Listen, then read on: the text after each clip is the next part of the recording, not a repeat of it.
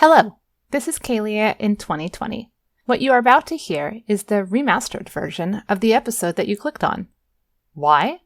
Well, it turns out that when I started this podcast, I got some incorrect information regarding copyright law and fair use policy. After nearly 2 years of making content, this oversight was brought to my attention. There was mild panic, lots of guilt, and then a few fervent nights doing research.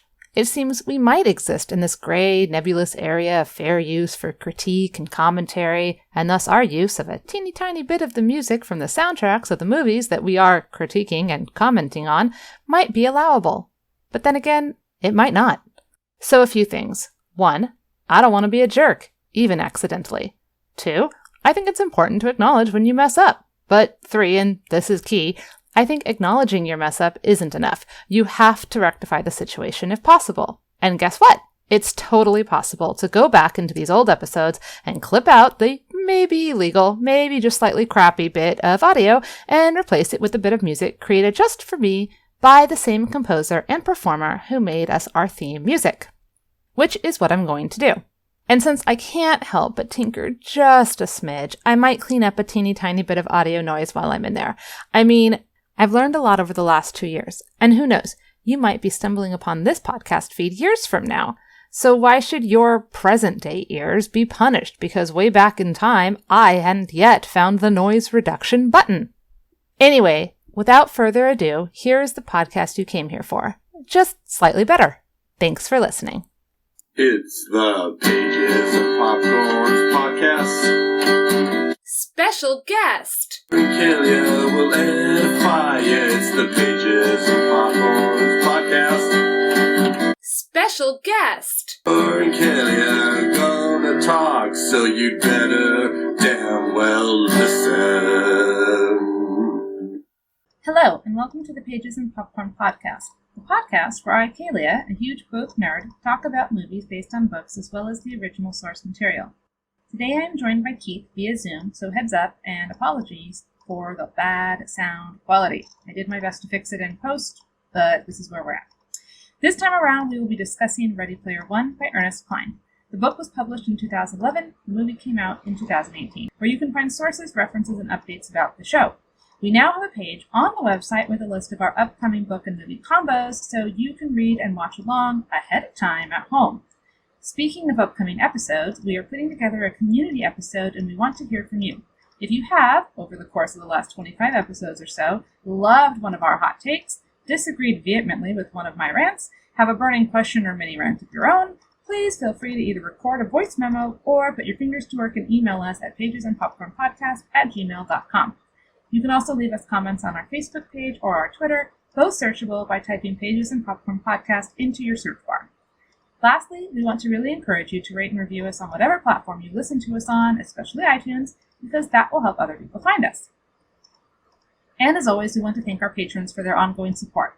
$1 a month or $5 if you're really generous helps us keep doing this. And hey, if a monthly commitment isn't your bag, we're currently doing this fun, I hope, thing where you can make a one-time $25 donation and you will get to pick the book and movie combo for us to do. And if you want, guest on a future episode, if that's your jam. I really hope we don't live to regret this. I can trust you all to not subject me to something truly horrible, right? Right? Right. One more note about support that goes beyond this podcast. I want to encourage you to support the artists and content creators who are making this pandemic a little bit more bearable. And yes, we are recording during the pandemic. I hope you are all finding the time and space for some self-care in whatever way that you need. I know for me it's been hard to do all the normal things. I thought I'd be doing nothing but reading and writing, but it turns out I've been doing nothing but dishes and cooking and homeschooling. So yeah. But I hope that continuing this podcast will help me feel a sense of normalcy, and it might help you with a little bit of entertainment. Remember, when you escape into a Netflix show or a good book or even a podcast, these things are all possible because of artists, so support the arts. On that note, let's start the show.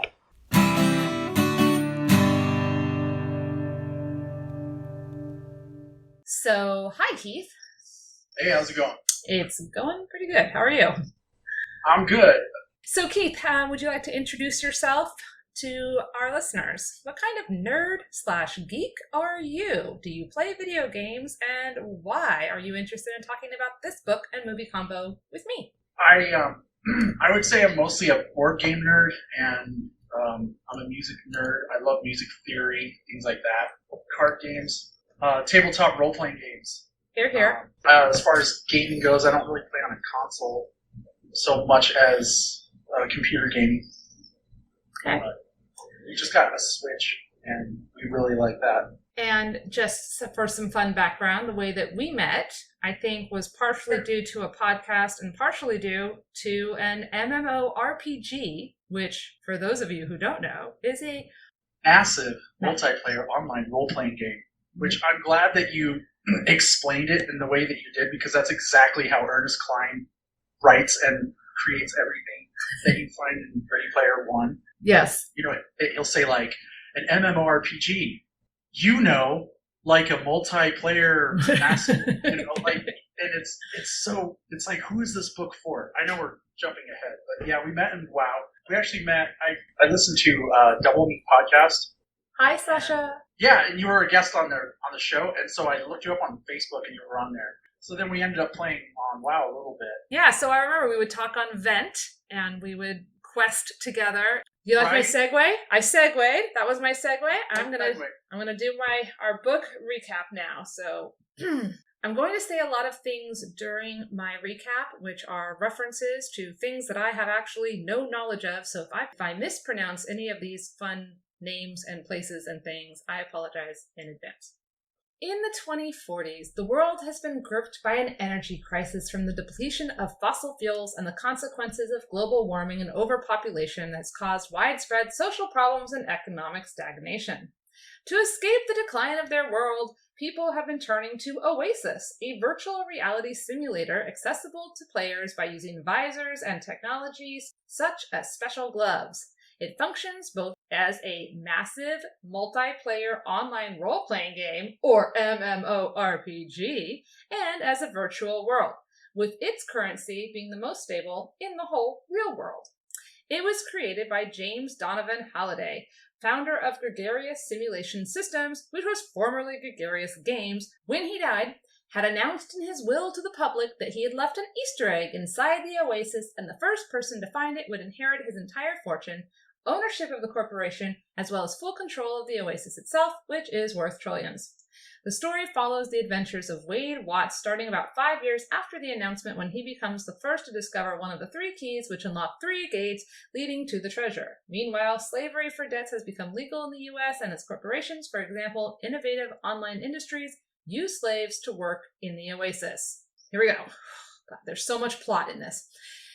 Teenager Wade Watts lives with his aunt in Oklahoma City in the Stacks, a poverty-stricken district constructed by trailer homes piled on top of one another. He spends his spare time as a gunter or egg hunter, logging into the Oasis as an avatar under the moniker of Parzival, reading Halliday's journal, which is called Anorok's Almanac, and researching details of the 1980s pop culture, mainly classic video games and movies that Halliday had loved. One day, he realizes that the first key is located in Ludus, the same virtual world as his own online high school, and discovers a recreation of the Dungeons & Dragons module Tomb of Horrors. He defeats the Al-Asarak at the video game Joust and is awarded the Copper Key. Parzival appears on the scoreboard, attracting the world's attention. He then meets Artemis, a famous female gunter and blogger who's been trying to get the Copper Key for nearly a month, but was never able to defend the AI. After getting Artemis a tip on how to win the game, Parzival leaves and completes the Copper Gates puzzles by teleporting to planet Middletown, playing through the Dungeons & Dragons video game and a recreation of Halliday's parents' house, and then role-playing Matthew Broderick's character in the film War Games. Artemis gets her own key and clears the gate shortly afterwards, as does Parzival's best friend, H. Wade's fame enables him to make a living by endorsing virtual products. It also brings him to the attention of Nolan Sorrento, head of operations of Innovative Online Industries, or IOI, a multinational corporation bent on a well-funded effort to find the Easter egg in order to take control of the Oasis and monetize it. When Wade refuses to join IOI, Sorrento attempts to kill him by blowing up the Stacks where Wade lives, killing his aunt along with several other people and disguising the explosion as a meth lab accident.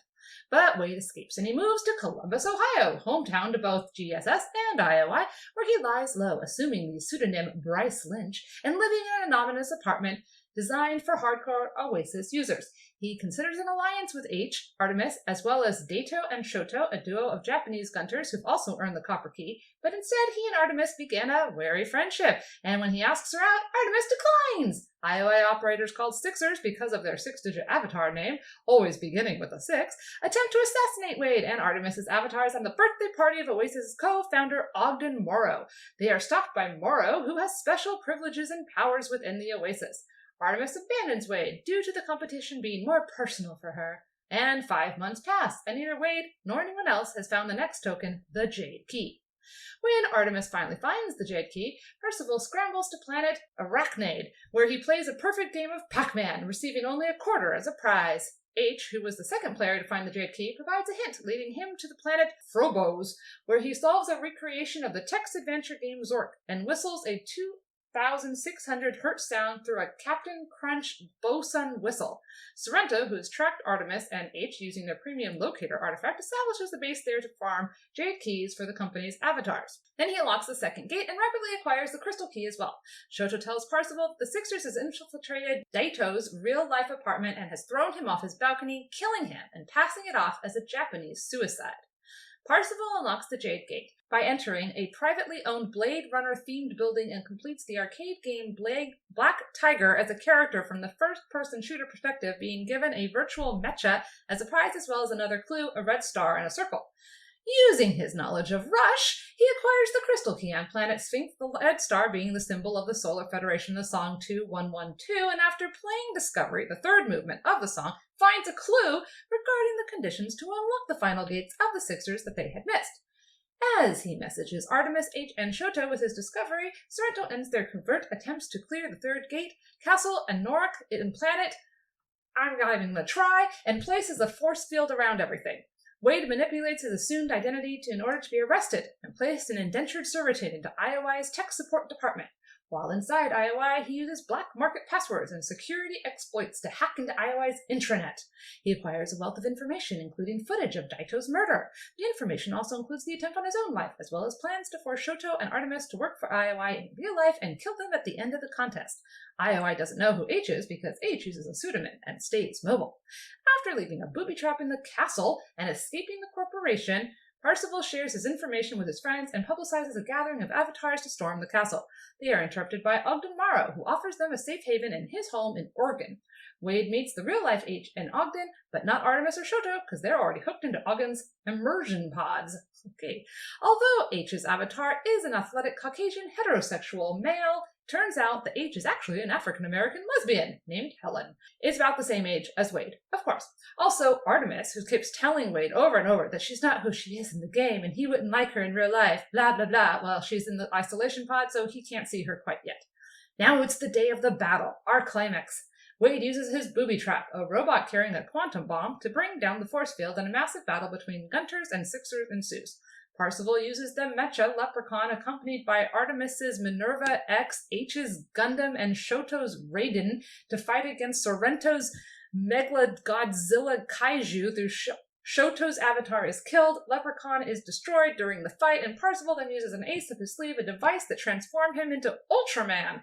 Whew. With this power, he ultimately destroys Sorrento's merch and kills his avatar. Parzival and his friends unlock the gate, at which point Sixers use an artifact called the Catalyst to destroy the castle and all avatars in the entire space sector. Parzival survives because having that Pac-Man quarter granted him that extra life. As he enters the Crystal Gate, he announces that if he wins, he will share his fortune with his 3 friends. With Sorrento and his Sixers on his heels, Parzival plays Tempest, role-playing King Arthur and various characters in Monty Python and the Holy Grail, and finally retrieves the Easter egg in Adventure. His victory grants him control of the Oasis, including the ability to kill his enemies' avatars, resurrect his friends, and a big red button that can shut down the Oasis forever. Sorrento was arrested for the murder of Daito, the victims of the Oklahoma bombing, and for conspiring to kill Wade and the others. Back in Oregon, Wade and Artemis, whose actual real name is Samantha, finally meet in person. She reveals her port wine stain on her face. Oh no, but you know what? She's still pretty hot, so whatever. They rekindle their relationship with a kiss. And there's actually a rather decent final line that I'm going to save for later. The end. So my god. Okay. Ready Player One, the movie. 2018 American science fiction adventure film directed by Steven Spielberg. In 2045, people seek regular escapes from life through a virtual reality entertainment universe called Oasis. It's co-created by James Holliday and Ogden Morrow of Gregarious Games. After Holliday's death, a pre-recorded message left by his avatar announces a game granting ownership of Oasis to the first to find the golden Easter egg with it, and is locked behind a gate requiring 3 keys which players can obtain by accomplishing 3 challenges. The contest has lured a number of gunters or egg hunters in the interest of Nolan Sorrento, the CEO of IOI, who seeks to control Oasis in order to insert intrusive online advertising. IOI uses indentured servants and employees called Sixers to find the egg. Wade Watts is an orphan teenager living in the slums or stacks of Columbus, Ohio with his aunt and her abusive boyfriend. In the Oasis, his avatar, Parzival, is best friends with H, a virtual mechanic who's also like an orc. Parzival later befriends Artemis, a well-known gunter with awesome pink hair who shares a common interest in Holliday's history. They review Holliday's life from the archives, an online library of Holliday's life that comes online upon the start of the games with help from a curator. They learn Holliday had several regrets in his life, including his unrequited love for Morrow's wife, Karen, who uses the gamer tag of Kira, and losing Morrow as a friend after forcing him to sign away his part of Gregarious Games. Using this information, they solve how to win the car race across an ever-shifting Manhattan cityscape and acquire the first key. H and 2 of their other friends, Daito and Sho, soon follow suit, with the group becoming known as the High Five and the Oasis Scoreboards. Sorrento learns of Parzival's real-life identity through Oasis's mercenary I-Rock, basically a bounty hunter, and attempts to sway Wade into joining IOI, but Wade refused. In retaliation, Sorrento has IOI's head of operations, Fennell Zandor, bomb Wade's stack, killing Alice and her boyfriend. Artemis's player, Samantha, rescues Wade, and they commence a search for Kira in the Overlook Hotel from The Shining to get the second key. They are soon found by IOI. Samantha is captured and remanded to one of IOI's loyalty centers in order to work off the debt. Wade is extracted by other High Fives, Helen, H, and Toshito, Daito, and Zoe, Sho. The group track down Samantha's location at IOI, and they remotely help her escape, allowing her to assist them in the Oasis as Artemis. The third challenge requires one to play Holliday's favorite Atari 2600 game in a castle on planet Doom, which Sorrento has protected with a force field emitted by a magical in-game artifact called the Orb of Awesomeness. Parzival recruits other Oasis players to help the rebels attack the IOI forces around the castle. Artemis deactivates the force field, allowing Parzival to reach the console.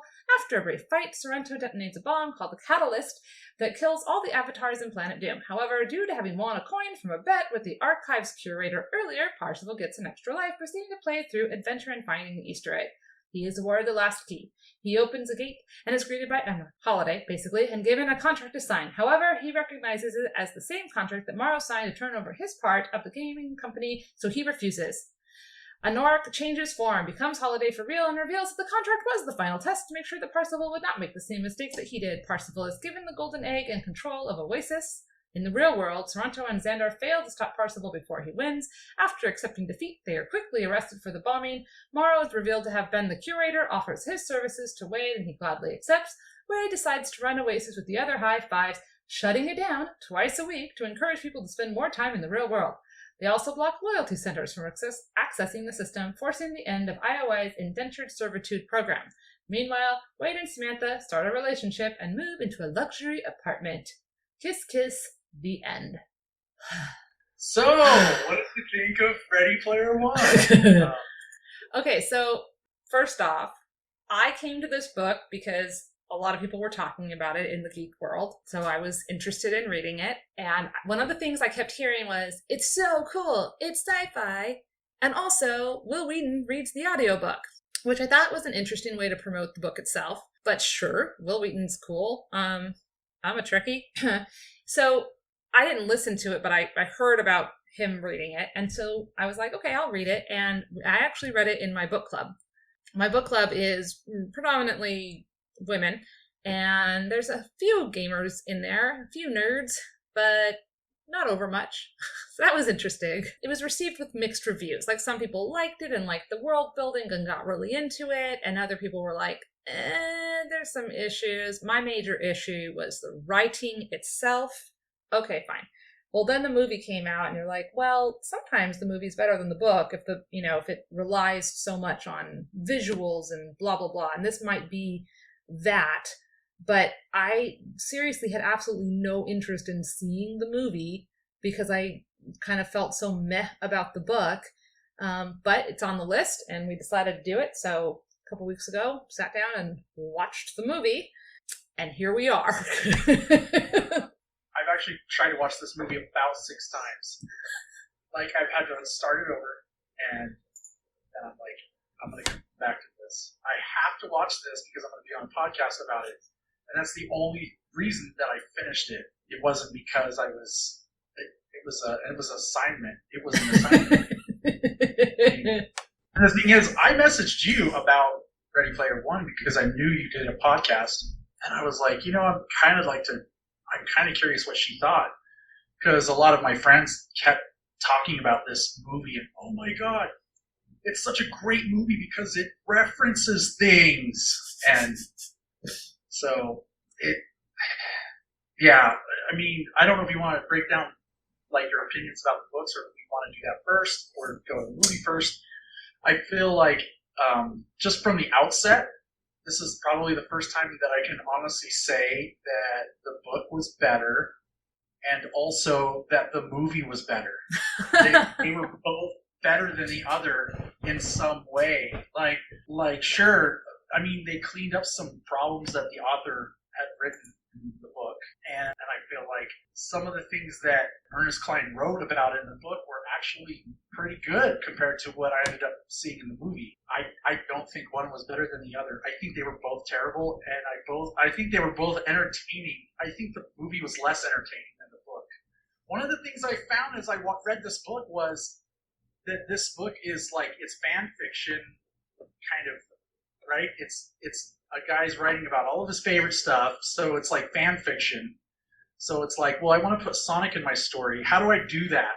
How do I put Sonic the Hedgehog in my story? Well, what if I just had a world where all the game characters that I love were all, so he found a way to sort of be able to write like the ultimate fan fiction book without it being, I mean, it's kind of fan fiction-y, but okay, yeah, and definitely wish fulfillment for sure. Oh, definitely. And that to me is what fan fiction really is when you take characters that somebody else has created and you're like, yeah, but what if these characters got together, or what if they came to my house, or whatever. And so it's like, he's like, hey, what if all the things that I thought were cool in the 80s were like the most cool, and it was like, if you didn't know about them, suddenly you're the weirdo, as opposed to the opposite, where in, D&D, let's say in the 80s, if you knew about it, you were the weirdo. And now, so, okay. But the writing of the book is painful. It's painful. I don't even know how else to put it. It's not well written. There's laundry lists of things. It's not like, I enjoy cereal, so I had a bowl of cereal. It's like, enjoy cereal. I had a bowl of cereal, and it was my favorite, and it was this, but I could have also had this, or sometimes I like to have this, or this, or this, or this. And it's like he basically did like a Wikipedia article about stuff that was popular in the 80s, stuff that was popular in the 90s, and nerd things. Like, did you know that cornflakes were made by Kellogg's? It's like, yeah.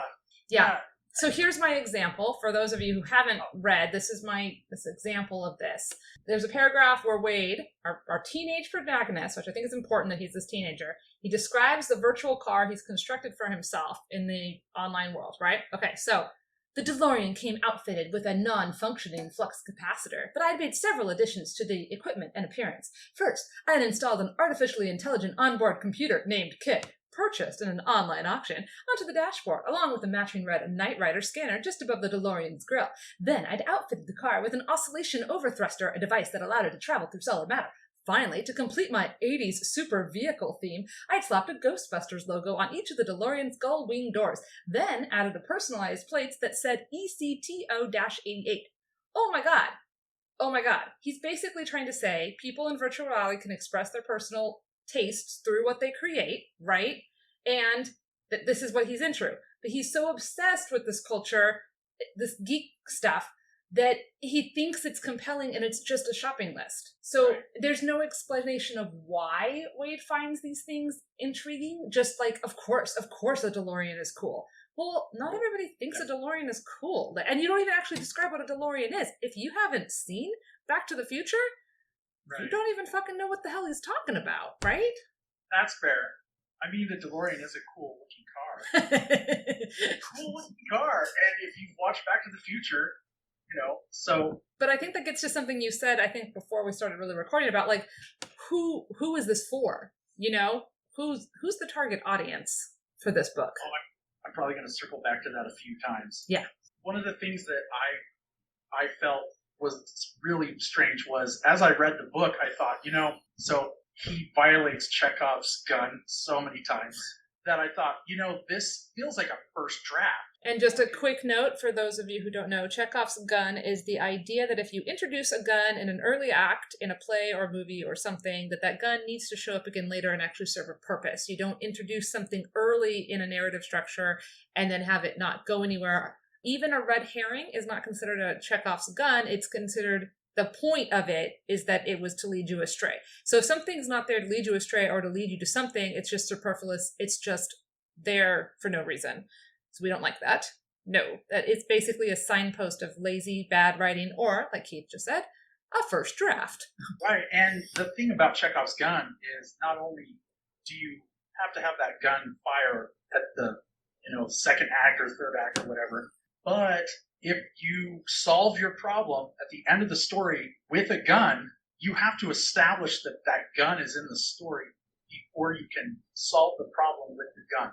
So it's not just about brandishing a firearm at the beginning of the story and then having it fire later. It's also about layering your story with details so that later on, when you bring it into the story, it has some kind of... It makes sense. It makes logical sense. Yeah. Right. There's like it's almost like there's an art form to writing. Almost. And so when I read the book, I was like, his solutions to problems were really clever when they needed to be and all that, but he didn't establish things ahead of time, or he would just be like, oh yeah, by the way, I sat down and played guitar for a summer and mastered a Rush song because Halliday mentioned that he really liked the song, and so on a whim I just happened to master this song, and what do you know, I just happened to have paid off, right? Yeah. And so when I got to the end of the book, he had a little thank you that he wrote. He wrote a thank you to all of his test readers who had read several dozens of drafts.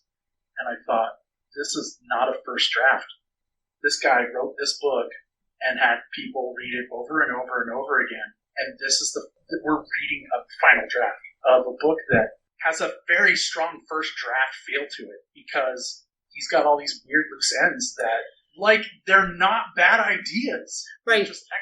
Do you think that his test readers were like, hey, this DeLorean description, because I just read that here, would be cool, but you need to make sure you add a Ghostbusters thing. Yeah, you can make it more 80s if you add a few more 80s things. Right. And I mean, does that make it cooler? Does that make you more nerdy because you've got a Ghostbusters logo on your DeLorean? Does that make it more? And I mean, at some point, obviously this character is going to make decisions that are not like mine. I have to respect that. But no, I think that's the point. Does it make it better? I think it doesn't make it better. I think it just makes it saturated. That's such a great descriptor of what this book was. It was just, everything was so saturated. And a lot of people talked about, well, there's all these references.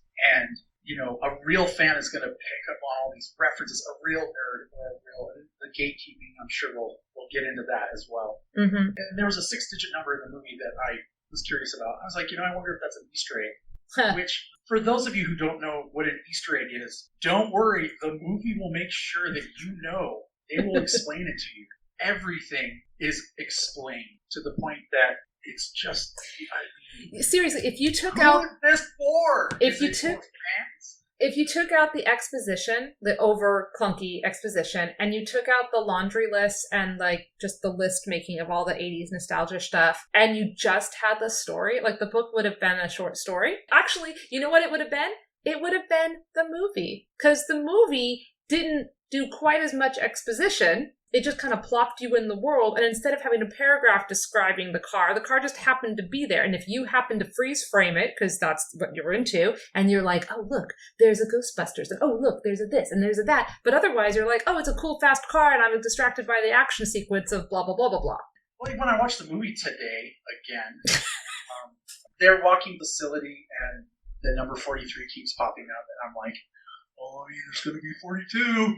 42's coming up, And so, of course, when you see 42, there's that little clever wink to the audience. And they did it very well in the movie. If you don't know what 42 means, right on. You can still watch the movie. And if you do know what 42 means, then you can jump around and like, oh, I got the reference, guys. I got the reference. Well, and I think that's the key between being oversaturated and not. And it just becomes background noise.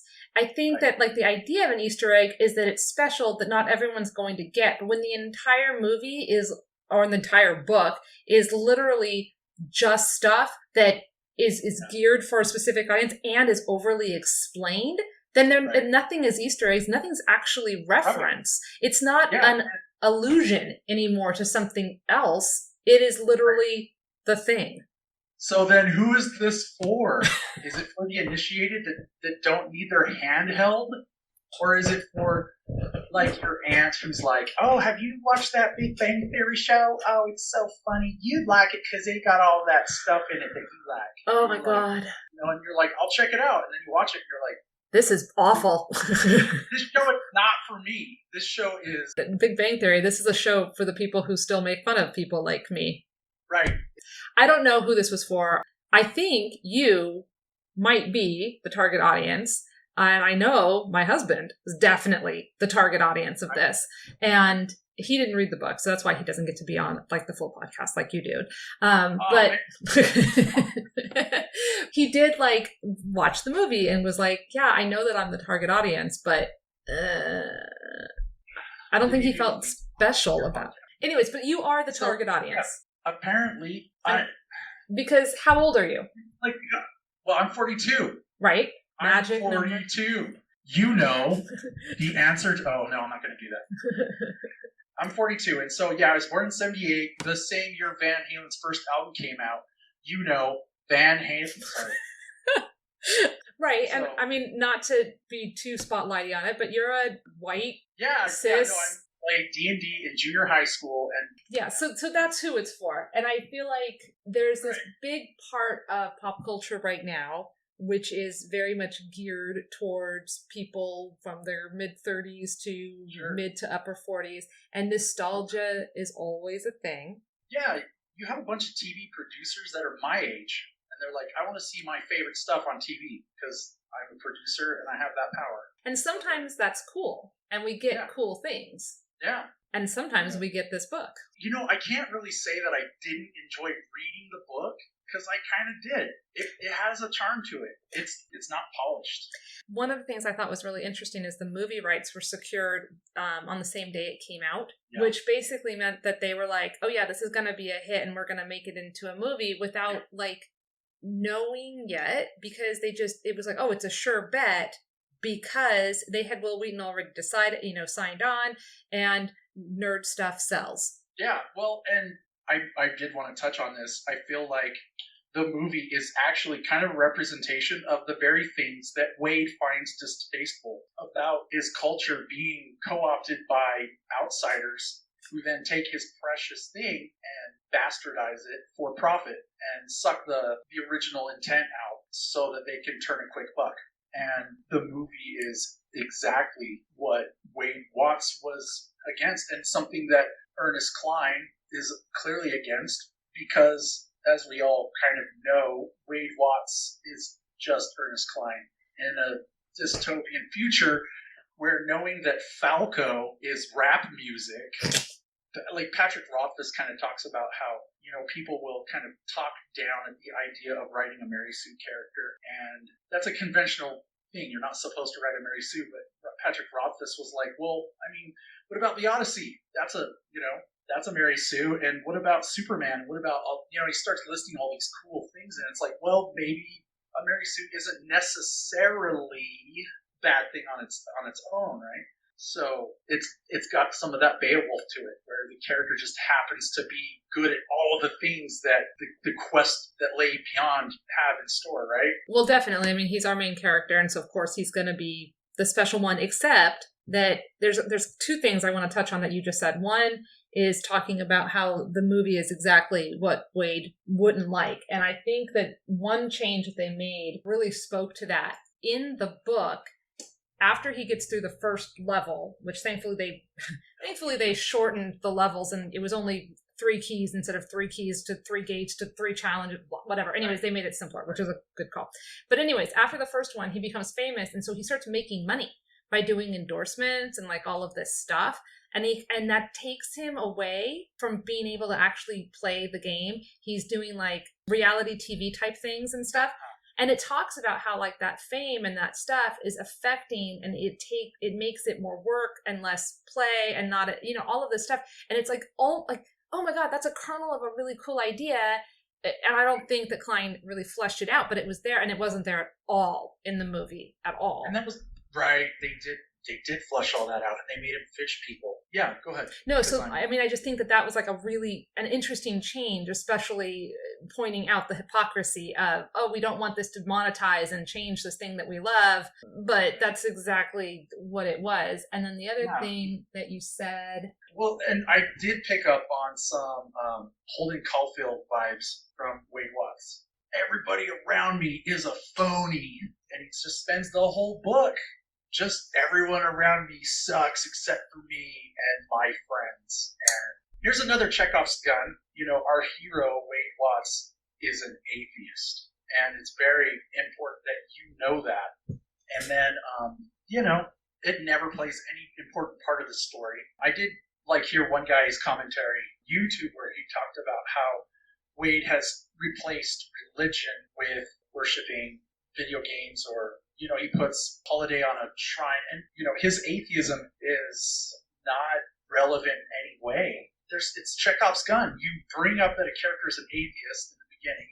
Okay, so as a reader, I'm like, all right, so I need to remember this, so that when I read, in the later part of the book, I'm gonna go, oh, right on. His atheism saves the day, or not. Or it's a point of conflict because somebody else is like, I'm only winning these because, God is guiding me. Yeah, that's actually pretty good, Kaylia. The other thing that I remember from what you were saying before is you were talking about the Mary Sue character and how he's just really good at everything. In the movie especially, he's like the chosen magic child.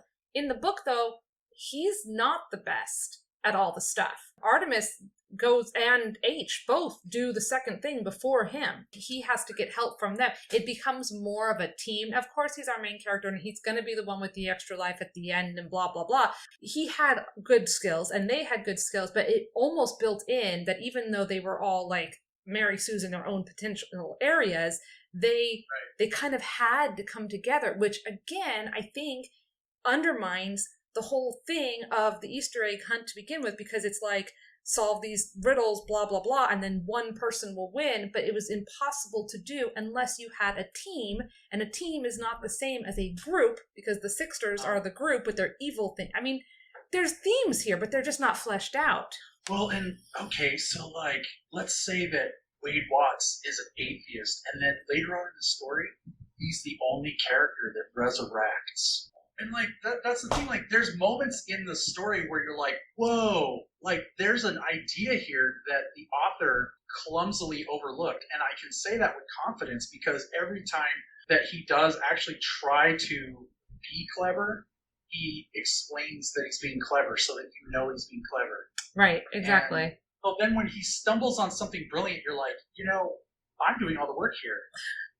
You're not showing the monster on the screen, and so my imagination is filling in the gaps. And so that's why I'm terrified. It's not because the monster is terrifying, and it's the same idea. The only reason why I'm finding these moments of brilliance in this story is because I'm doing all the heavy lifting. Yeah, exactly. And you're right. The atheist is the only one who resurrects. He's a Christ-like figure. Ah! Oh my God. Or does it? Well, and then he shaves off all of his body hair. Oh. And so he's no longer human. He's reborn. He's this naked blob. Right, yeah. Like in the movie Alien, when they all come out of their stasis pods and they call the computer mother. Yes. You're like, whoa, right? For those who are paying attention. I think that the thing is that we want to know that the author has a sense of the big world and then is letting us see a bit into it, as opposed to the authors explaining their thought process and thinking out loud and doing stream of consciousness. And now we also know every single thing the author does. Like, I don't need to know all the details. I just want to be in your cool world. Yeah. Have you seen that meme where it shows a guy and he's in a loud room and he's like yelling something into a woman's ear and she just looks so like she's just bored and he's mansplaining something to her. And it's one of my favorite meme template. That's kind of what you're getting with this book. You're kind of getting this guy's view of the world. Like if you were Ernest Cline's therapist, just read this book and you're good. I love it. I do want to talk some more about some of the major differences. Okay, so I've got my little list here, and we can talk about whether I think most of them were better in the movie. I do think that the adaptation took its job of being an adaptation very seriously, and also Ernest Cline wrote the screenplay with other people. So I think, like you talked about the draft mentality, like they were like, okay, but let's make it so people can, like, it's accessible. Right. So one of the first things that really stuck out to me was how he met Artemis/Sam much earlier in the movie. And there was the addition of the resistance. So that resistance that Sam was a part of, like, added to the world building in a real quick and easy way. And also by having them meet early, it took away some of that stupid manufactured drama of like, when's he going to meet her? When's he going to meet her? When's he going to meet her? And he literally doesn't meet her until, like, I don't know, the second to last page practically. And then it's like, oh, but I still love you and I don't care and that you look different and blah. It was so rushed and awful. I liked that he met her earlier, even if I still think that the romance part was just stupid and forced in and completely lame. Because as you know, Kaylia hates romance and love and all things gushy, apparently. But what did you think about the change of meeting Artemis Sam earlier and the addition of the resistance? Well, let's see. As far as meeting earlier, it turned the story into a team building exercise kind of thing rather than Artemis and all that. And the other thing I didn't like, which is related, was they turned, instead of all 5 of these players all independently working to try to win, right? And having that respectful kind of conflict with each other. Let's all make sure that Parsival wins and we're all like henchmen and NPCs in his. And I didn't really care for that. Again, the book did it better. But in order to enjoy that, you have to read the book. Yeah. And I wouldn't recommend that. Save your recommendation until the end. But yeah, right. By making them into sidekicks instead of equal footing, I think detracted. And then we have the whole death of Daito, which is not in the movie. And okay, first of all, like, I don't want to see someone die, obviously, but at the same time, that motivated them. That was like that told you that not everybody was going to make it and raised the stakes. In the movie, I didn't have any tension at all. Like, I wasn't scared for them. Yeah, I don't know if I felt tension in either of the stories. Well, when they killed Daito in the book, I was like, okay, so the other Japanese guy might also die. And who knows? I said it would actually be very fitting if either H or Artemis died. Like, that would be, a much bigger. Of course, it's not going to be a main sidekick. It's going to be the sidekick that we hardly knew. But at least somebody died. At least there was some kind of actual drama or real world threat. Because Wade's place gets exploded. His aunt is dead. And he literally doesn't even really think about it anymore until the very end. And then it feels very slapped on. Here's where I did think about this, and I thought, well, do you want to spend the story like watching this character relive moments with his aunt and feel bad, or do you just want to move on and follow this cool adventure? And so even as a reader, I was like, I know they should probably weave the death of his family more into things, but the book was long enough. And like, you can't kill the prize at the end. You can't kill the Artemis girl because she's the real prize. I mean, and I'm not opposed to that, but if you read the book, why don't we talk about that really quick? She tells him, look, I don't want I don't want to get romantically involved with you. And the author goes out of his way to make sure that the reason why is not because she doesn't like him or doesn't have feelings. It's because she's losing focus and she wants to win this prize. And, she kind of, she has like reasons for why she wants to, win that is not just having a cool house, because that's kind of what our Parsival, he just wants cool stuff. That's why he wants to win. And Artemis wants to change the world.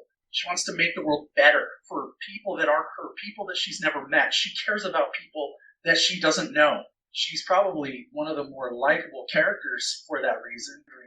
No, but you're right. And that's why I like that they put the resistance into the movie, because it brought that aspect of her. And then I like the change where she was the one who was caught in IOI and it wasn't Parsival Wade, and it was her. She had more to do in the movie in a different way. In the book, she had more to do because she was just as good, if not better than him at playing the game. And in the movie, they took that away from her, but they made her actually the brave one inside the place, like in actual danger and running this resistance. And she actually is the one that faces all the real threat in this story. Even when Wade's house gets blown up, he's not even there.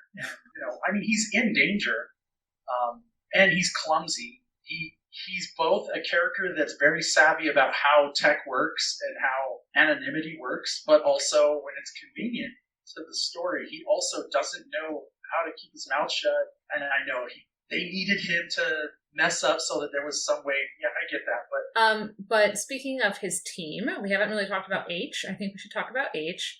A change that I liked a lot was that H in the book was this white, very cool bro dude who was like Wade's best friend. And then it turns out H is a black lesbian lady. Okay, that's hella cool. Much love to all the lesbian black ladies.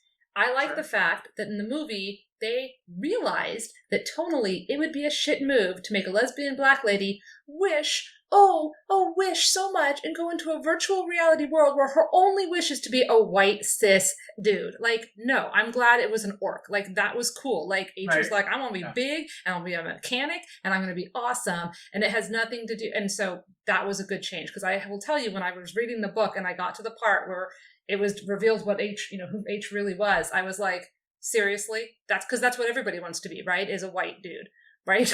Apparently. And anyways.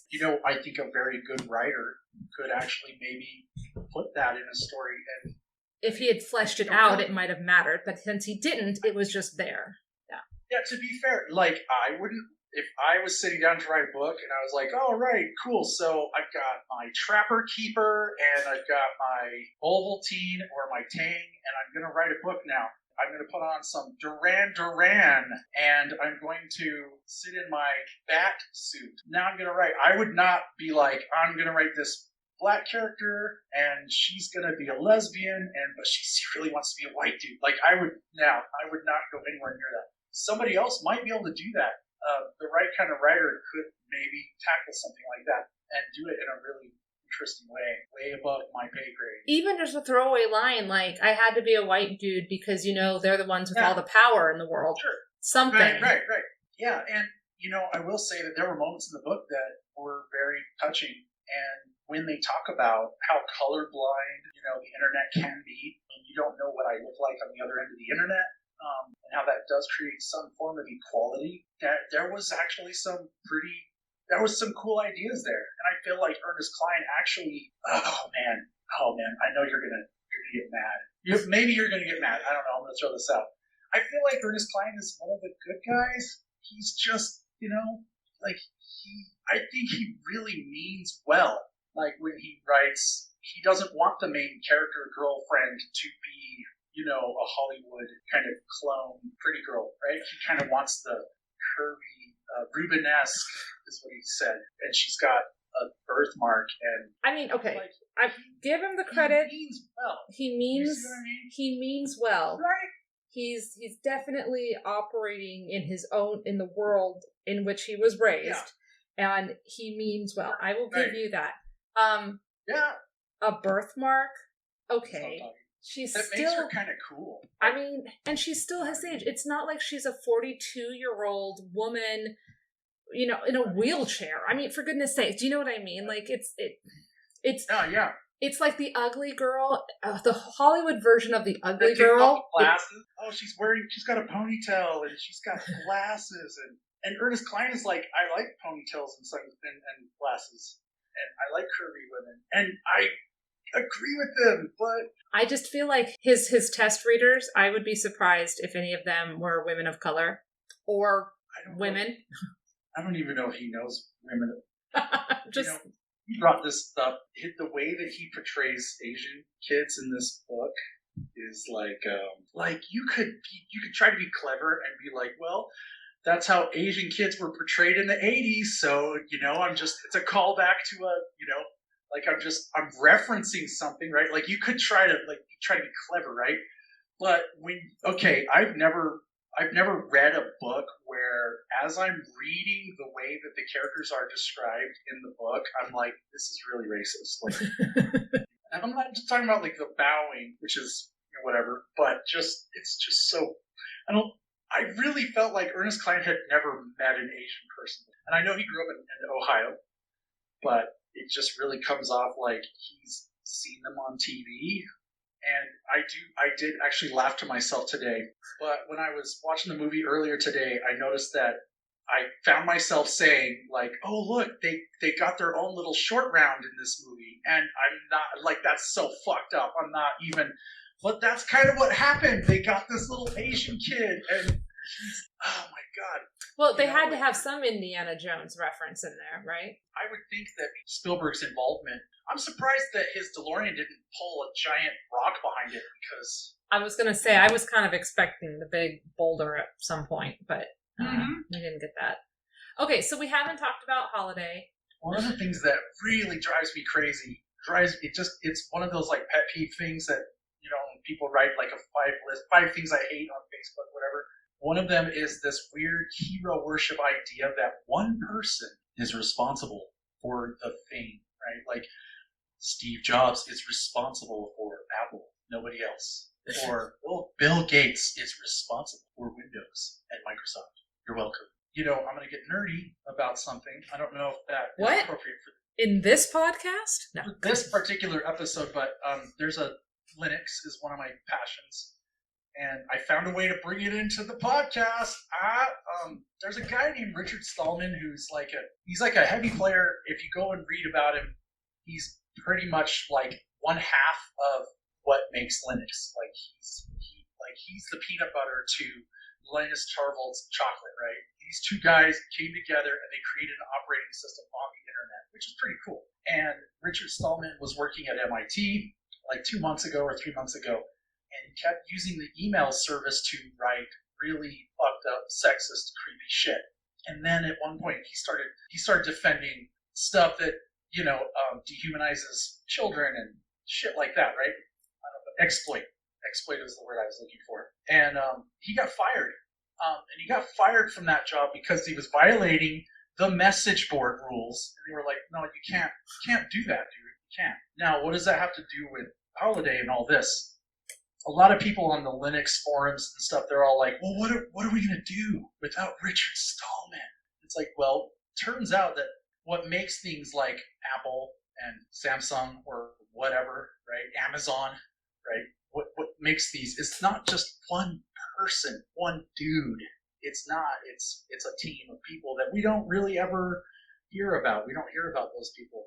And how I feel like the Oasis is another example of that, where again, we're seeing the fictional world through this one person's eyes, and this is how he thinks the world works. He thinks that Apple is the result of just one guy who just like got up one day and put on a turtleneck and was like, I'm gonna create Apple, and that he did it. And poof, right?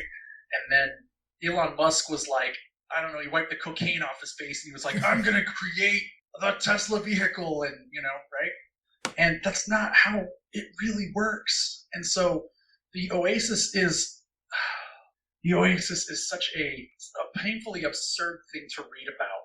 And I watched a movie where an animated lion ate an animated worm, and I went, ew, because I was able to suspend my disbelief that much.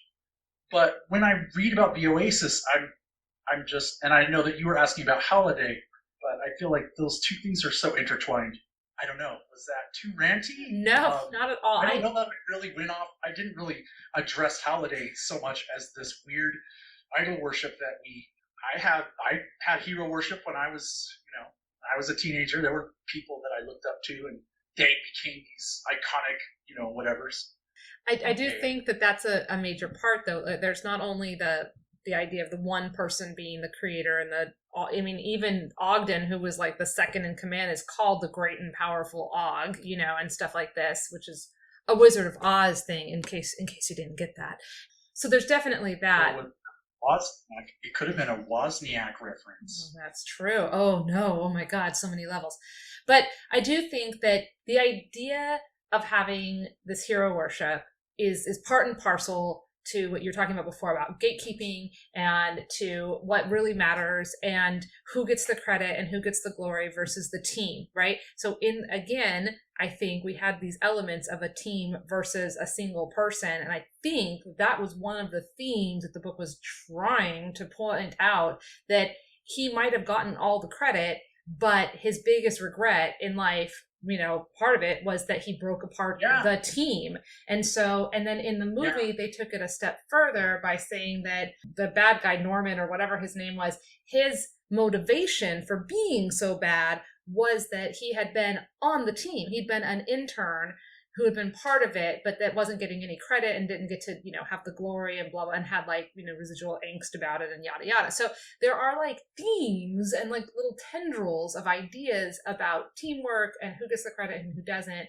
But I also thought it was just really interesting that they're going to take Holiday, who was apparently based on Willy Wonka and Howard Hughes. Okay. Apparently also had Asperger's. And I thought, well, that's complicated for a lot of reasons. It could have been something better. It could have been look, here, somebody who has Asperger's is still able to function and still able to create and still able to do all these amazing things. But instead it was he had this one thing he was good at, and then he sucked in everything else, and he died sad and alone and blah, blah, blah. And I'm like, well, that's a fucked up message. Can we maybe not with the ableist shit? So yeah, but really the whole point of Holiday was the Oasis. He wasn't really a person or a thing. All of his trappings, all of his journals, and all of his archives were just only interesting because of the prize of all of this money and control and blah, blah, blah.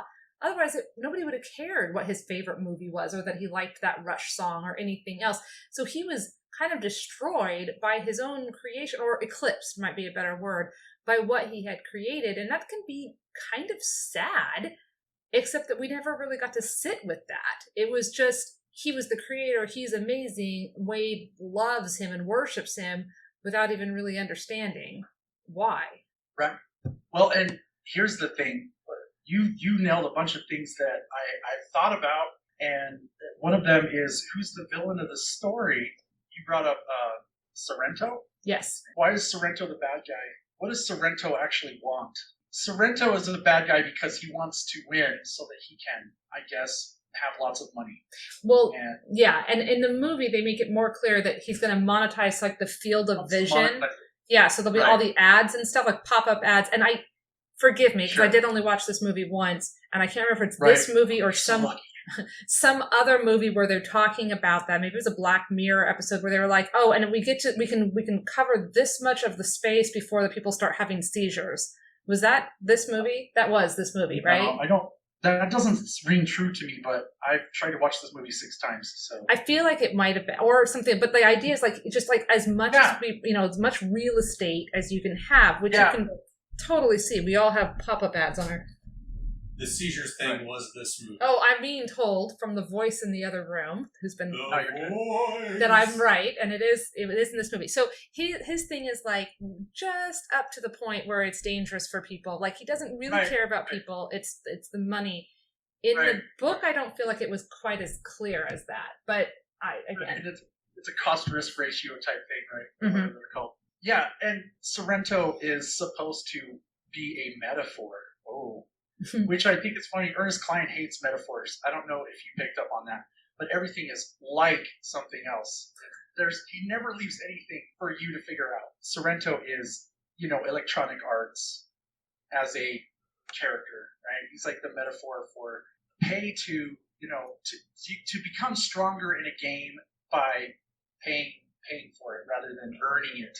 Yeah, the way a real gamer. So it's basically Star Wars: The New Republic versus World of Warcraft. Like the paywall. I think they call it a paywall or something. It's pay to play. And it's basically the same kind of thing where you have people with their Candy Crush or their Lily's Garden or like any of those other, like even like the Farmville Facebook game things where you can play to a certain amount.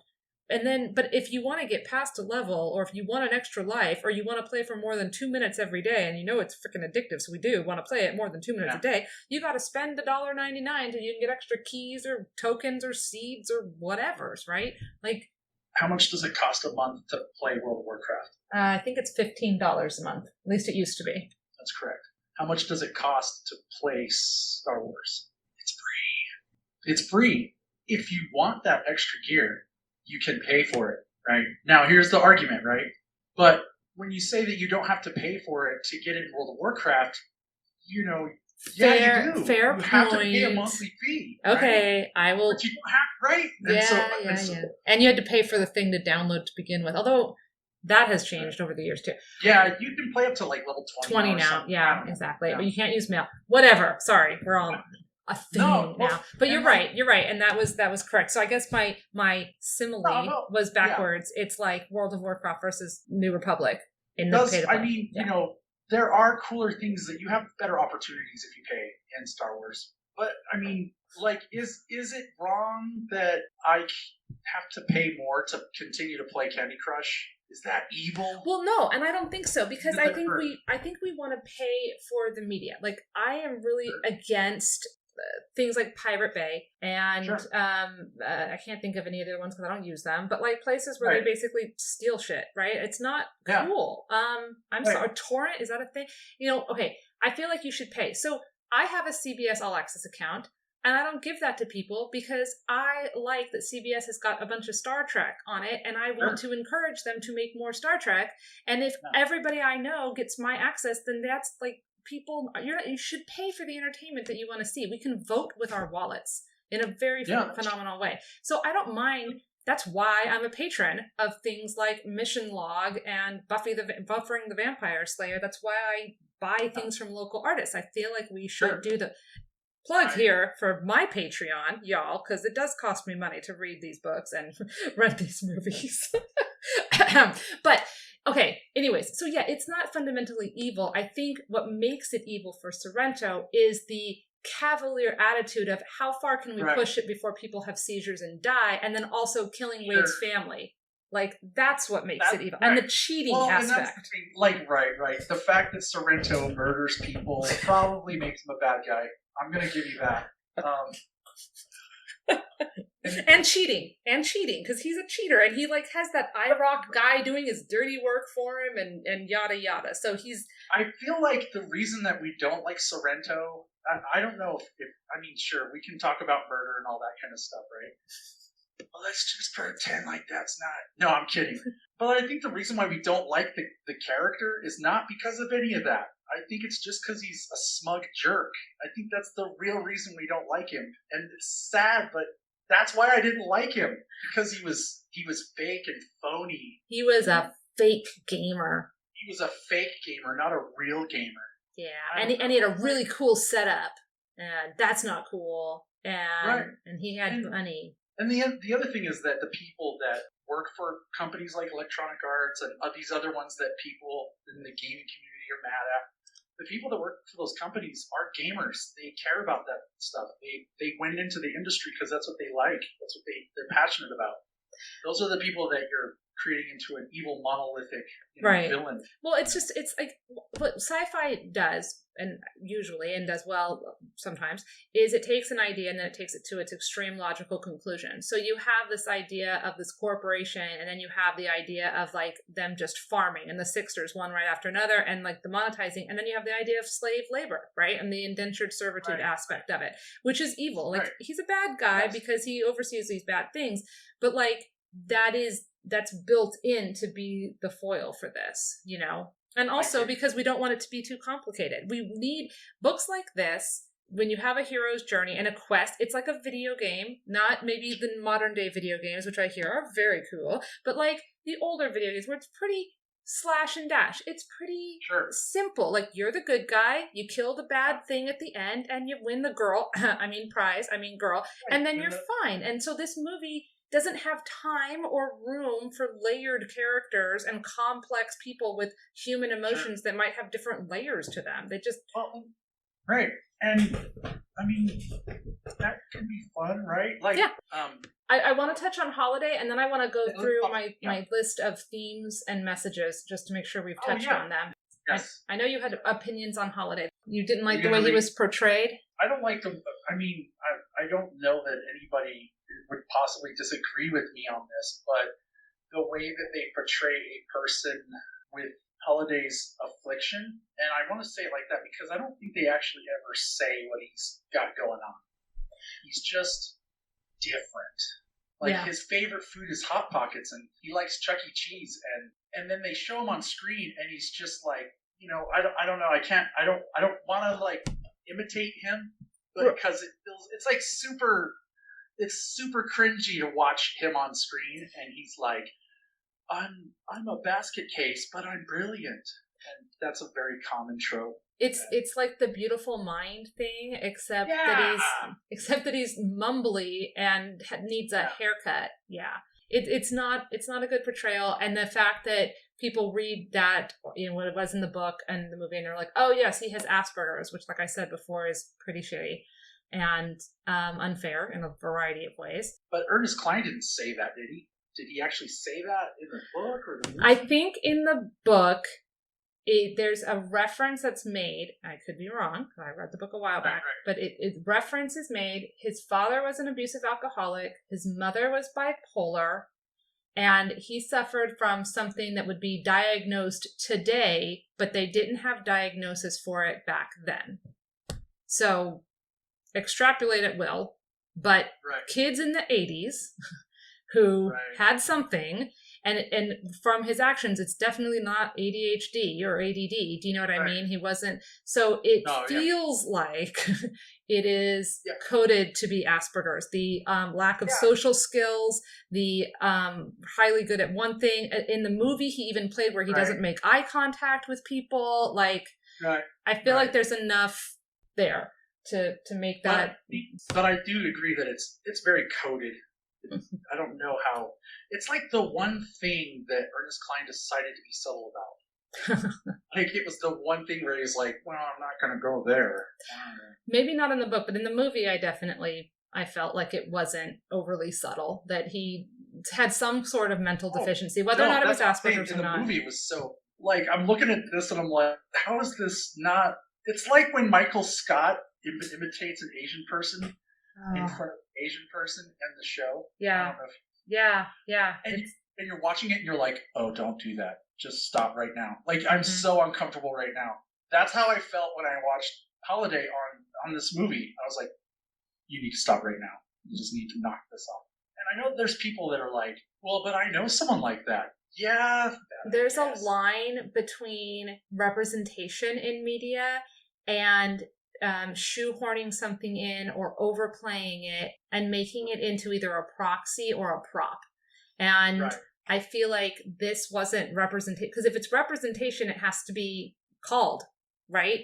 You know, you can't say, oh, that character who had one line in that one scene about the weather was gay. So see, we had a gay character. No, I'm sorry. That doesn't count. If you have they have to say, I am gay and I'm important and this is why, then you get to say you had a gay character. So representation does matter. But if you have something that is in a negative portrayal and it's not called, then you don't get to claim representation in a positive light. Are you trying to say that Revenge of the Nerds is gross and disgusting? Is that what you're trying to say? Well, I will say that, yes. It's not that we can't have this stuff in movies, because you hear people say, like, you can't even say anything without... And it's like, no, you can have stuff. It's just, we're smarter about how we go about it.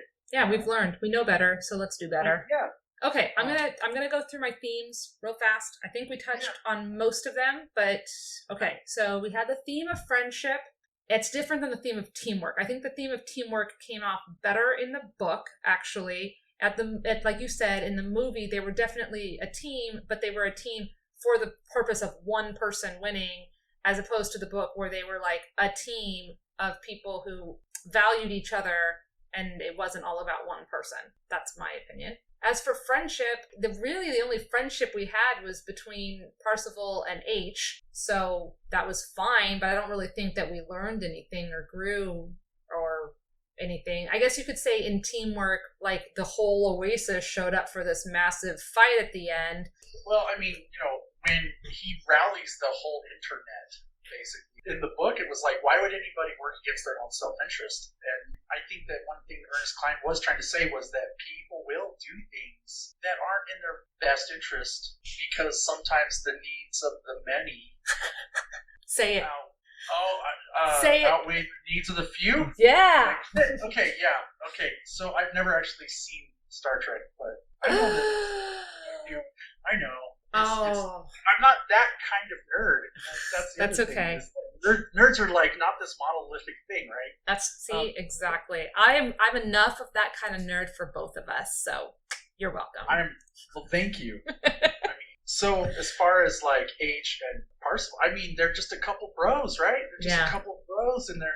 It would be interesting if H had been not a lesbian. Keep the gender, keep the African American aspect, but that totally takes H. H is a sexless prop, so we technically have another woman in the story, except that they've not been, presented that way. And then it's not even a thing. Just saying, I'm all for lesbians. Yes. And lesbian gamers and lesbians, kicking ass, but it's a choice. It's an interesting choice. So, The parts in the book that I really did emotionally have, a reaction to was kind of they went into H's backstory. It was really, honestly, really pretty, like really beautiful. And maybe I'm only like remembering it and maybe I'm revising it, but I just remember reading it and thinking like, this is pretty cool. Like, good on him to portray her. I don't know. I feel like he did a pretty cool job. There's some shitty things that they say in the story that they didn't repeat in the movie. Thankfully. But aside from that, I kind of feel like he did a pretty good. Like she was one of my favorite characters in the movie. And the teamwork in the movie was. It's like, why are they team members? Why are they on the same team though? Yeah. The other theme that was real big was the reality. So we have virtual reality versus real reality. I don't know if this book or this movie is really trying to give us messages about if one is better or the other, the idea of escapism, or escapism maybe has gone too far. Do you feel like there are messages about these things, or do you think that it was just like a cool setting to tell an adventure story?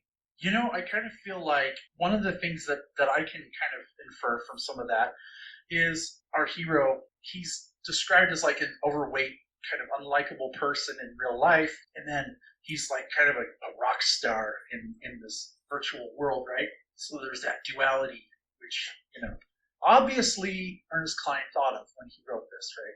But then at one point, his escapism actually allows him to start like working out. He starts like doing fitness stuff, and he actually starts eating better. And like there's this part in the story where he rebuilds himself, and he doesn't have anybody around to motivate him to do that. And yet the escapism is kind of what allowed him to emotionally rebuild in order to fix the things that were important in real life. And I can relate to that. Like I lost 200 pounds playing World of Warcraft. I was escaping, obviously, and I was 540 pounds, and I was on oxygen. And through my escapism of playing in this pretend world, I ended up losing a lot of weight from just not eating. I went to a therapist and told her I lost 200 and some pounds, and she goes, "How did you do that?" And I said, "I played World of Warcraft," and she was like, "What?" And I said, that's really weird, right? She's like, "Not really. It's not really that." I said, "It's a really unhealthy way to, She's like, "Well, yeah, that, obviously there's more healthy ways of doing it, but I don't know if Ernest Cline set out to like explore the duality of reality versus cyber reality."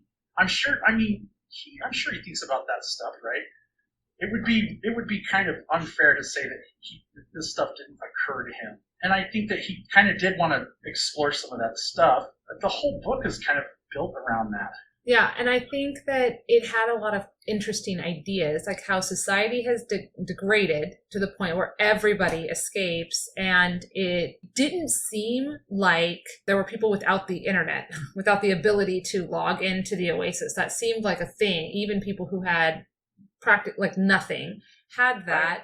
And then, then you had different levels. You could have just the visor. You could have the visor and then the gloves. You could have the gloves and then the thing around your middle. You could have, you know what I mean? Like you could have all these extra, but like the base level, like we were talking before, was at least available, is all the high school classes were in the Oasis. So there wasn't actually classrooms and there wasn't actually schools anymore, which I will tell you, when I read this the first time, I was like, wow, that's an interesting idea. Dude, we are recording this during the freaking COVID pandemic, and my kid is doing all of her schoolwork via Zoom and apps on the laptop. Like, it is all virtual now. Yeah. So it's not that far-fetched. And if she had a virtual reality thing where she could actually like interact with her friends more, during the quote-unquote school day, or have be able to raise her hand and have her teacher see her, her teacher's got 15 or 16 different tiny boxes on her screen trying to keep track of the 16 second graders on a Zoom call. My God, this woman deserves hazard pay. Like, it's crazy.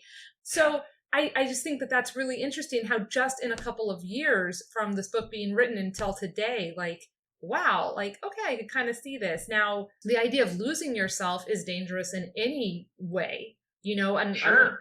We do that on the internet. We do that with our Candy Crush or our World of Warcraft or, even books or whatever, or movies. Yeah. So I think that there's could be a lesson. We don't currently have slave camps where they'll come and kidnap you from your house and make you work if you don't pay your bills. But I mean, who am I to say? Give it another 6 months and another pandemic, and that might be where we're at. I mean, you say that, but this book really likes to get into the nostalgia of the 1980s, right? But it doesn't talk about the AIDS epidemic. It's kind of a big part of the 80s, right? Doesn't talk about it, right? Yeah. And right now we're talking about how we're not having these virtual slave camps, but kind of are. You and I aren't there. We're not seeing it, but they've got nets around the buildings at the apple manufacturing plants. Those nets are there to keep employees from killing themselves at the factories. Fair enough. We do have slavery that feeds our love of technology. A lot of the scam artists in India, they didn't wake up and say, I think I'm going to go get a job as a scam artist today. Maybe they care about somebody that needs to eat food. Yeah. They're like, hey, No, so you're right. It's a really good point. You're very right. And again, it's that idea of what you don't see right in front of you. Sometimes it's easy to forget that it's there. And and what doesn't touch you, because you're right. I mean, the AIDS epidemic was big. It's bigger for certain populations than others. Yeah. Okay, so another theme, corporations can be evil. Yes. Sure. Yeah. Which, that definitely holds true. I want to say before my final thoughts and my sum up is that, at the end of the book, Wade says, he kisses her and he's like, for the first time in a long time, or first time since I can remember, I didn't want to log into the Oasis because reality was better in this moment. He's kissing the girl, okay. In the movie, they're making out in the very last shot, but the voiceover's we turn the Oasis off once a week. I was like, oh my God. Because maintenance doesn't exist. Well, yes. But it's there's a difference between being I really enjoy this moment in time, this reality version is better than what I could plug into and my real self, versus in the movie where it's oh yeah, the Oasis is still totally a thing, but we force people to interact with each other once a week. Yeah, right. Basically so that we don't have FOMO because we're going to be logged off to I don't know. Very ending left a weird taste in my mouth in the movie. In the book, I was it's kind of sweet, One of the things that I did notice, Wade didn't have anyone around him to help him get out of the nice guy zone that he found himself in. He didn't have anyone around to say, hey man, your view of people and your view of women and your it's really reductive and it's kind of ugly and it's not healthy, dude, right? Wade was the way he was kind of because he didn't have anyone around. He had the Oasis where he could go to school I remember I texted you a few months ago, like, why didn't Wade go to a therapist in the Oasis? He could have gone to a therapist. There were these resources, and it could have made for it. Like, you could have like a Sopranos kind of thing where it's like, I've got this stuff going on. I'm going to go to a therapist, right? But all right. But my point is that some kids were using the Oasis to get away from bad stuff that they have no control over, and now you're shutting it off once a week. So the Oasis is such a tangled mess that it's hard to come up with a theme there. But it's true, because obviously he had a bunch of money. Where does he get that money from? They obviously must have monetized at least a little bit. No, monetizing is evil and wrong. It's just, right? No, only if Sorrento does it, not if Wade does it. Right. Which is, again, funny, because in the book, he totally freaking monetized the shit out of his life. Okay, those are my themes. Do you have anything else that you want to talk? Because we need to wrap up, so it's not a 3-hour-long podcast. But do you have anything else that's real important before we get to final thought and was it worth the time? One of the things I did notice about the characters in this story were, like, the villains were so one-dimensionally evil. I mean, in the movie, they would actually, like, do a close-up on this woman's face that was not in the book, right? Mm-hmm. And then she would say something really sinister, and, like, then they would, like, "Wah, we're evil." And the really great villains, a lot of people like to say that the villain thinks that they're the hero, and I don't think that the villain necessarily has to think that. I do think the villain needs to feel justified in their behavior, not necessarily that they're the hero. Like, I know what I'm doing is fucked up, but this is the right thing to do, and sometimes doing the right thing is not easy. Like, I'm justified rather than I'm the hero, right? But these characters were like, today we're going to go do evil. It's just, you could have kind of explored, is monetizing always bad? Don't people monetize podcasts like Patreon and that kind of thing? Is that wrong and evil, or is that okay? And I don't know. It's totally okay. It's totally okay? Yeah. Okay, cool. Yeah. I think that was it. I mean, I don't know if that fits into any category of what we were talking about, but just the characters in this story were just, I mean, I think we could just put that back to, like, the writing. Yeah. They were just single-dimensional. IROC was the most likable character in the movie. IROC, he conspired with people that tried to get Wade murdered. I thought about that later on. I was like, he's the most likable character in this story. And he doesn't really do anything wrong. He's just kind of, I mean, at one point he calls Sorrento, he said, man, you're being like, you've got a camper mentality. And I love that, right? They didn't explain it. They just said it, right? And I'm like, he's this likable guy. He's got comical little quips and everything. And then I'm like, well, he does help them try to basically get Wade murdered. So I guess he's evil. It goes back to Sorrento. I guess Sorrento's evil because he does try to murder people. Yeah. Here's the theme. The whole, like, real gamer versus fake gamer, right? Mm-hmm. Like, why is Wade the real gamer in this story? Is it because he has a Wikipedia knowledge of stuff? Yes. Or, okay. Or is it because there's this team of people, they make up, like, the knowledge base, right? And they help the Sixers out and stuff. And those guys are nerds too, right? They're real gamers. Like, they knew that. Right? Are they in the book? Because I don't remember them being in the book, but they were definitely in the movie. And also, like, there was one very pretty girl in there who, I noticed her, but, like, she was like, and the camera kept lingering on her. I kept expecting that to, like, pay off or somewhere to go, or like have a sympathetic feeling for the heroes and help them. Something. Yeah, it was very strange. But, like, yeah, there was this whole thing. And yeah, those were all, like, the geeky gamers. You could tell because they were all dressed like nerds. Well, they were monolithic nerds, and some of them were, like, overweight and mostly white too. Just gonna. And if you watch the way the redheaded girl, like, you said she was a really cute, pretty girl, but they made sure that she looked kind of fringy. She had, like, the crazy eyes and and she had an encyclopedic knowledge, and she would just sort of rattle things off, and she had that Rain Man kind of thing going too. But, like, what constitutes a real gamer and what constitutes a fake gamer? If you, like, check your scorecard, I got all the references except for 2 songs from the book.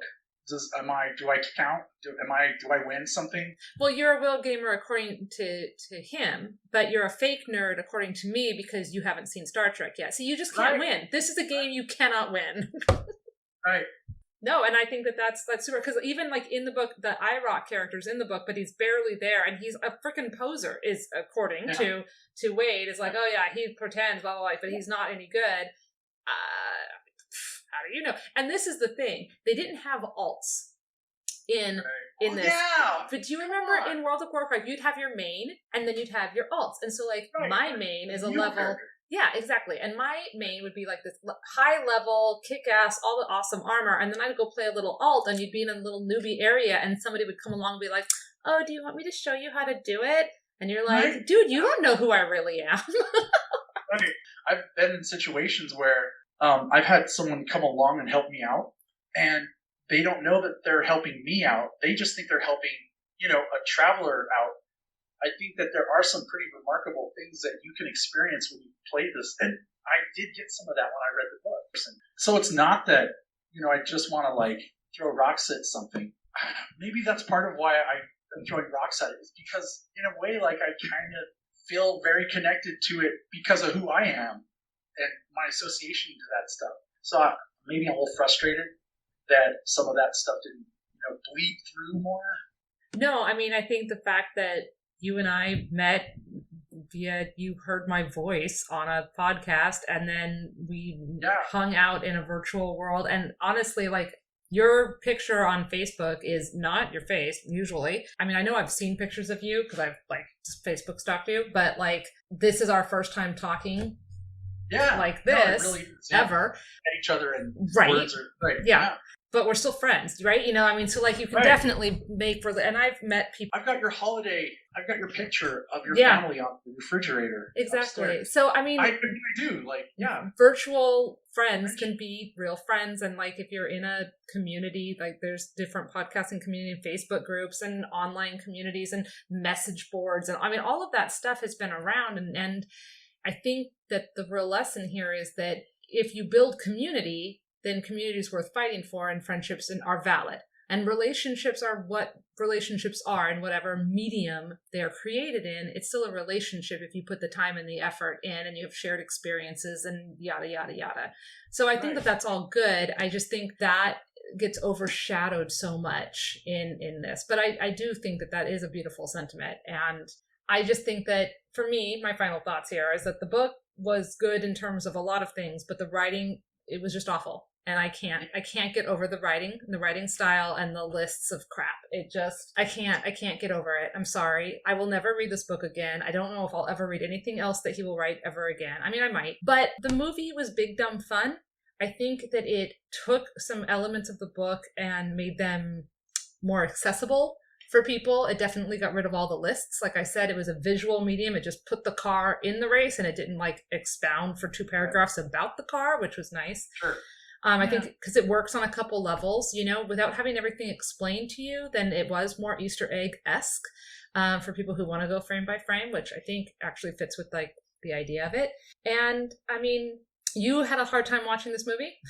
I did not have a hard time watching the movie. We sat down. I think we had some popcorn, maybe cookies. I'm not sure. We eat cookies a lot here. And we watched the movie in one sitting, and then we were done. And personally, I think this movie is going to be remembered for the CGI stuff and not for the story, which is a little disappointing.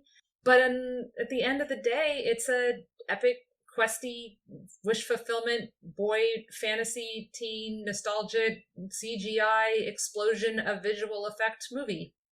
And it was based on a book that was really written in a shitty way. Sounds perfect for you, Kaylia. There's a ton of things I absolutely love that aren't necessarily that great, like the movie Zero Charisma. I didn't know I was going to bring this up, but it's a movie about this guy who's a dungeon master, and he's a belligerent ass, and it kind of ends up biting him, and it ends on a really dark note. But it's about being a role-playing game enthusiast, right? And it's taken over his whole life. But I mean, it's not a great movie, but I love it. I love to watch it, and I feel like it's very relatable. I couldn't recommend it. I can't really say that it's better than Saving Private Ryan. but I think I would watch it more than Saving Private Ryan. Like, shouldn't I just want to watch like the best like movies and not watch garbage? No, I don't think so. I think Right, that the exactly. best of something is what you enjoy, and we all enjoy Right. different things to different levels. And something can be subjectively highbrow or well put together, and you can just not enjoy it. And then things can be kind of slapped together and goofy as hell, and you have a good time, or it references something that you know and love, or it hits your soft spot. I mean, sentimentality is a thing for a reason. Pop songs are not, high art, but we fucking love them. Right. I feel like what I don't like about the movie is that sentimentality is sort of like weaponized. I feel exploited when I watch it because it's like, hey, check it, RoboCop. If you pay really close attention, you can see RoboCop and Sonic the Hedgehog at the same exact time. I like RoboCop. That's so cool. But I think that there's a line between referencing and nostalgia and pandering. And I think that this book and movie are on the side of pandering. And I personally don't mind being emotionally manipulated as long as I don't see the strings. Right. Like when the music cues on and you're like, oh my god, it's a sad moment. And right. But if you're not invested, you're like, oh, and of course they're going to cue the music, right? Right. So yeah, like when you see what's going on behind the curtains, which is a reference to The Wizard of Oz. Yeah, nobody likes that. I feel condescended to. And I think that's one of the things is that I think the people that really don't like this movie or book feel condescended to. I think that's the biggest crime that these movies and books have. Yep. Agreed. Well, thank you very much, Keith. Real quick, was it worth your time? Yes or no? Was the book worth your time? Yeah. Okay. I mean, okay, yes. Was the movie worth your time? No. Okay, and I am going to take the opposite. I'm going to say the book was not worth my time, and the movie was because it was short.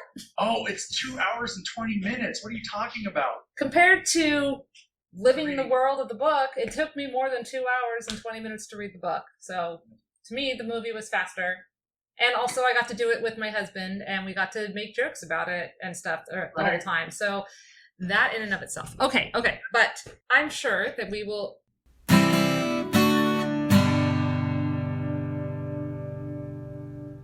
We will have more discussion about this, especially on the Facebook after we have posted the episode. So, Keith, do you have social media handles or where people could find you? Do you want to put that out or not? It's okay if you don't. It's up to you. I'm Keith R. Lau on Facebook.